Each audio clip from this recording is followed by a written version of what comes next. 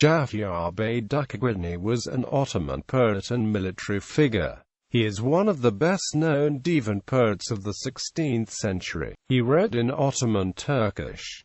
The Ottomans recruited Dukagjini through the devşirme system in his early youth. In addition to being a poet, he was an important Ottoman military figure during the expansion and apogee period of the empire, serving as a Bölükbaşı in participating in the 1514 Battle of Chaldiran, the 1516–17 Ottoman Mamluk War, the Baghdad expedition of 1535, and the siege of Var in 1566.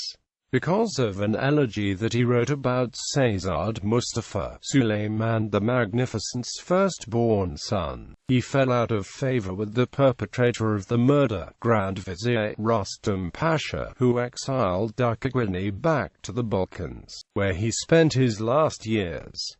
As a poet, Dukagjini is noted for his originality. Despite borrowing some themes from Persian literature, he told stories in his own manner, such as in his poem Yusuf ve Züleyha. His subsequent work, a divan of poems and of a collection of 5 mesnavi, parts ways with the influence of Persian tradition. Life. Early life. Yahya was born in 1498 in Tazlika, therefore sometimes he is named Tazlikali, although according to the Turkish poet Muallim Naci he did not use the title Tazlikali. He was related to the other Ottoman poet Dukagjini Bey. The exact year of birth is unknown but is believed to be 1498.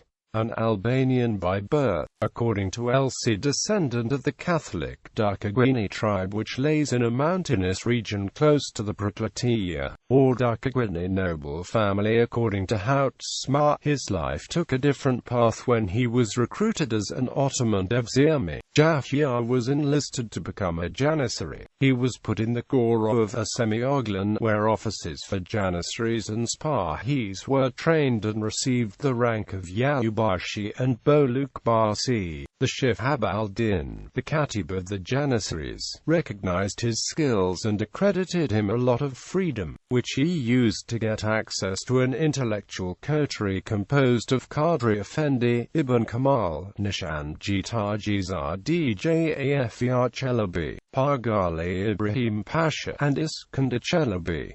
Yahya stayed aware of his origin and referenced it in his verses. Nevertheless, for Yahya Bey, the cruel devşirme was his opportunity for rise to fame, considering that back then birth did not count much, whereas good luck and particularly tact with superiors mattered greatly. Rise as a soldier and poet. Yahya Bey is known to have taken part during his youth in the Battle of Chaldiran of the 23rd of August 1514 led by Sultan Selim I. Also in the Ottoman Mamluk War of 1516–17, and in Baghdad's expedition of 1535 under Sultan Süleyman. He earned the respect of powerful key people because of his poetry. Yahya spent most of his early years in Ottoman campaigns, which inspired him. According to E.J.W. Gibb, he was inspired to write the Yusuf and Züleyha while in Palestine, on the road to Mecca. Egypt was also an inspiration for him, especially Cairo, which he called the city of Joseph. Yahya was a bitter enemy of Qayyali Mehmed Bey, another contemporary poet whom he had first met in 1536. He satirically attacked Qayyali Mehmed Bey in his verses. Yahya wrote a qasida against him and presented it during the Persian campaign to the Sultan and Grand Vizier Rustam Pasha, who was declared as enemy of the poets. Rustam Pasha was so delighted with the level of contempt towards Qayyali, that Yahya was made administrator of several foundations in Bursa and Istanbul. Exile and last years in 1540. 1253, near Erogli in Konya, Suleiman the Magnificent was on a military campaign to Iran, and upon false information given to him from Head Vizier Rustam Pasha, had his firstborn, Prince Seyzad Mustafa, executed. Yahya Bey wrote an elegy named Seyzad Mercy upon the murder, which was well received by the public. But the mastermind behind the murder, Rustam Pasha, was not happy at all about the poem. He had Yahya summoned and asked how he dared to bewail one whom the Sultan had condemned. Yahya responded, "We indeed condemned him with the Sultan, but we bewailed him with the people. Jalansa and Guru Bertani Bugzai Pinhani, Akiti Yasumuzi Yakdi Na Ihikrani. The slander and the secret grudge of the liars shed tears from our eyes, ignited the fire of separation. Sinayet Itmidi Kani Gibianan Kani, Burgldi Seyli Balai Tajaldi Urkani. He never murdered anybody, but his life was drowned in the flood of calamity. His comrades were disbanded. Nolidi Gormai Idibu Masray Gozam Jazukla and Arava Gormi Dibu Ray Gozam. I wish I had never seen this event. What a shame. My eyes didn't approve this treatment to him. The vizier wanted and did everything he could to get Yahya executed. The Sultan prohibited his execution but approved only to deprive him from his offices, which Rustam Pasha did in the most offensive manner. As a member of the askari class, apparently he could not be left to starve. In order to escape persecution, Yahya went to exile back in the Balkans, without forgetting to write a satirical lament on Rustam Pasha after his death.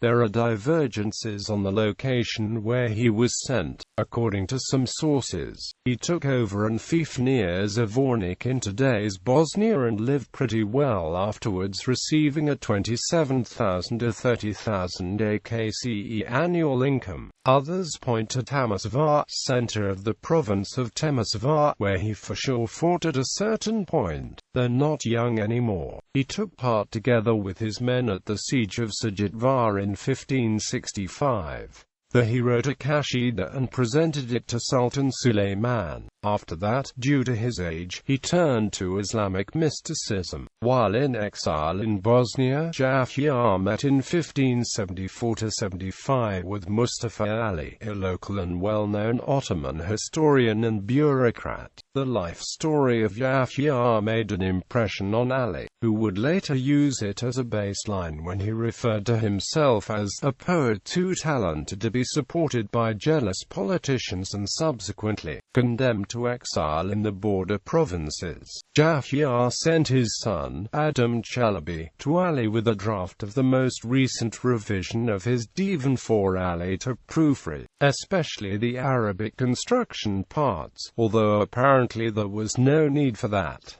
There is no wide consensus for Yahya Bey's year of death, most of the sources pointing to 1582, while others say he may have died in 1575, 1573, 1578–79, or 1582.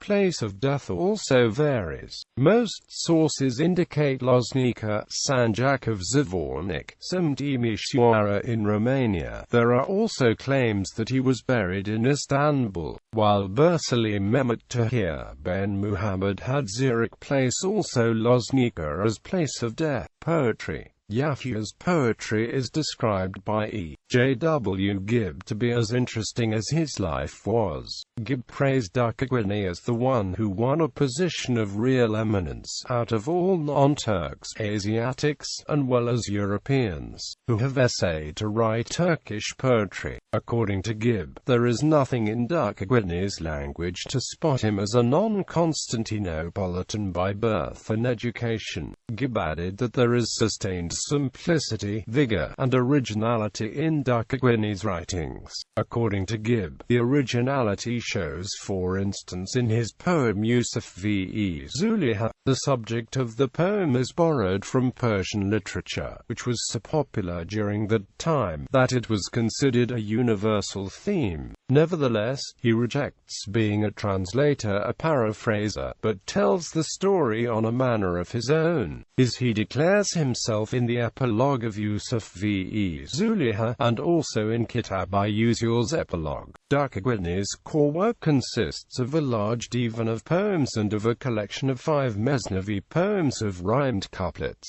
As mentioned above, they lack the influence of Persian traditions. They were put together in a kamsa. The kamsa forms the most important section of Yahya's work. The most popular of the poems is Shah Ugeda, his favorite, and which he claimed to had finished in just 1 week, and Yusuf V. Zuliha, a romance on the pure love of 2 young people. Unlike the first 2 poems of the Kams, which are mostly lyrical, the last 3 consist of aphorisms on morality and rules of life. Kitab-I-Usul is divided into 10 stations. Each one of them attempts to inculcate moral qualities to the reader and is illustrated by anecdotes to demonstrate the advantages of following certain right moral paths. The anecdotes are full of descriptions, historic and fictitious, and are derived from all kind of sources. The following couplets are used as a refrain at the end of introductory cantos in most of the stations, and elsewhere throughout the work. His Gul-i-Sad Burk is a poem which describes Prophet Muhammad's miracles,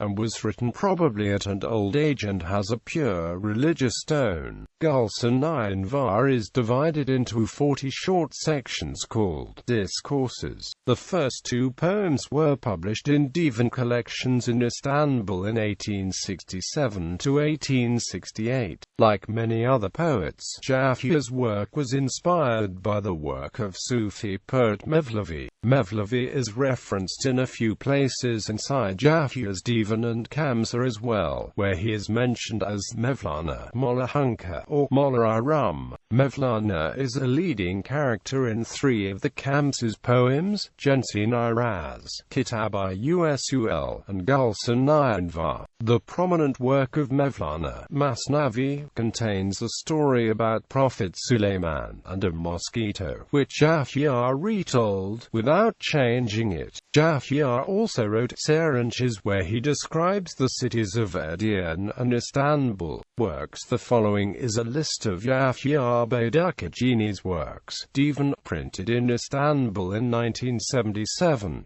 Kamsa Sah Ugeda, The King and a Beggar. Yusuf V. Zuliha, Yusuf and Zuliha Jensin-i-Raz, Treasure of Secret. Gulsan-i-Anvar, Rose Garden of the Lights. Kitab-I-Usul, Book of Procedures. Serenches-i Istanbul, published by Mehmet Kavasiglu in Turk Dili V. Edebiyatı Dergisi, 1969. Serenches-i Edirne. 2 additional poems are usually attributed to Dukagjini, Naz-uni Yaz. Suleiman name. Legacy. A brave soldier. Dukagjini is remembered as representative of a type which admirably combined the sword with the pen. His independence intertwined with frankness and courage was his most notable trait. Yahya Bey is considered today as one of the greatest Ottoman divan poets of the time. In popular culture, Yahya Bey Dukagjini is depicted in the Turkish TV series Muhteşem Yüzyıl, performed by Serkan Altunrak.